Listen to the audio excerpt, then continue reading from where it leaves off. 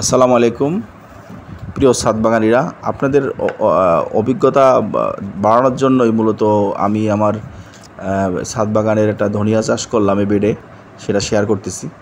এটা হলো 2 ফিট চড়া, উচ্চতা 8 ইঞ্চি একটা জিও ফ্যাব্রিক্সের বেড, রাউন্ড টাইপ। এখানে ধনিয়ার বীজ আগে পানিতে ভিজায়ে অঙ্কুরাগমন করে নিয়ে এখানে মাটিতে ফেলছি। সেটা মাত্র 2 দিন হলো, তাই ঢেকে দেওয়া ছিল, তো আজকে উঠালাম ঢাকনাটা। হ্যাঁ, ওইটা তাই এখন দেখাচ্ছি যে এই যে ছোটো ছোটো অঙ্কুর কীভাবে মাটিতে লেগে আছে। ইনশাল্লাহ এগুলো বড় হলে তো একদম মাটিগুলা এখানে তো সবুজ হয়ে যাবে। কত সুন্দরভাবে অঙ্কুর একটাও মিস হয় নাই, প্রত্যেকটা অঙ্কুরাগমন হয়েছে। বীজটা হাইব্রিড ছিল ধনিয়া।